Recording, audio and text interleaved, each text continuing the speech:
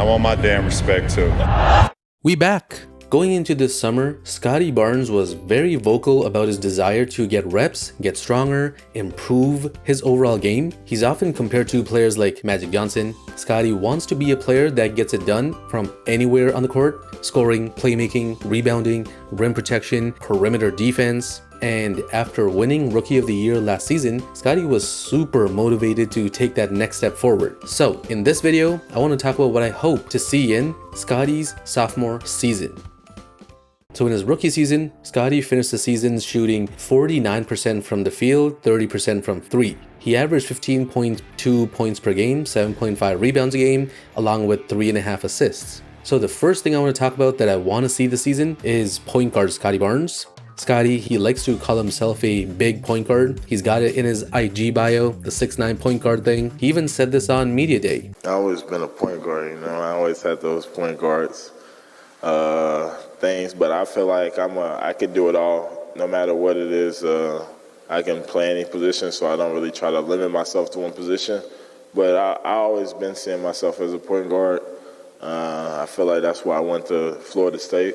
They gave me that promise that I was going to be the point guard of that team, so that's why I went to Florida State, and that was really one of the main reasons why I went there. So I feel like I always saw myself as a point guard, but I always see myself as I can play any position, so it doesn't really matter. And of course, Scottie plays on a team with the Raptors where positionless basketball is the philosophy, and there aren't many backup point guard options anyway.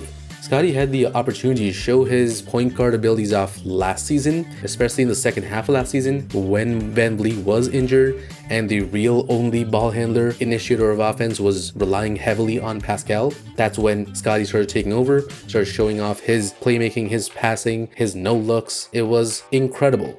So that, I'm sure, is going to continue the season even more. I'm not seeing it too much in preseason just yet, but I think they are going to get him that many reps as possible. The next thing I do want to see from him is the team actually treating him like the future superstar that they hope for him to be.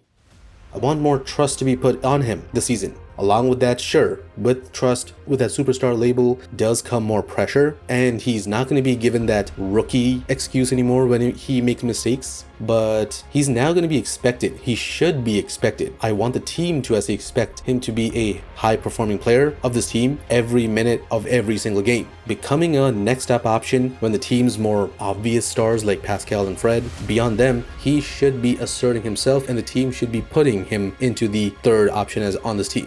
He's also going to have more media attention. He's already on Twitch. He's already doing commercial spots. He's got a great personality. So you mix that with Scottie's undeniable skill, this is what you need to actually build up a franchise superstar. And he's ready for it. What I do want to actually specifically talk about on court that I want to actually get the most benefit from is the development of his body at the NBA level, because boy, did he develop. Did he put in that work this summer? You can tell in the preseason games, he got bigger, stronger.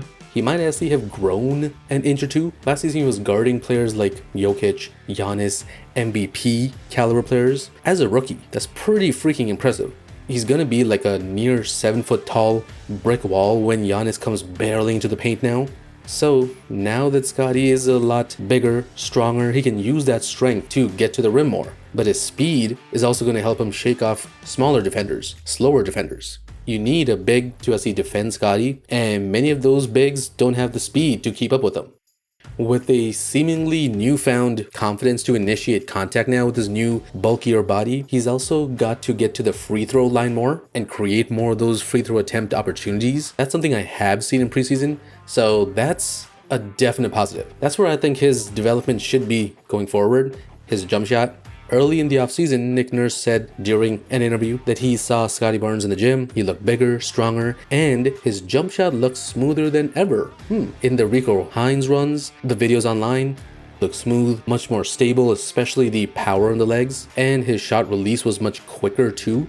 In the preseason games, he has pulled out the jump shot. It's been hit and miss, but when it does go in, the jump shot itself looks really clean. He does pull out these Kawhi Leonard type of jump shots, fade away jump shots in the post.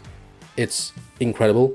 And outside of just scoring, Scottie is the type of player that impacts the game beyond just the stat sheet. On Basketball Reference, he's projected to average 16 points per game, improve pretty much in every stat, but his new bulkier body and that defensive energy that he brings is definitely going to be a positive on defense this season, especially with one full season and a full offseason and training camp with this team. So he's right now the most familiar, most comfortable with Nick Nurse's complex defensive schemes. So what I'm expecting is way more impactful team defense. If you're watching the preseason games, in the Jazz game, he was flying around, getting deflections, talking on defense. I think a lot of people are going to see that Scottie's defensive reputation is real. Scottie Barnes' talent seems to have really no ceiling, so his sophomore season is going to be super fun to watch. I'm out.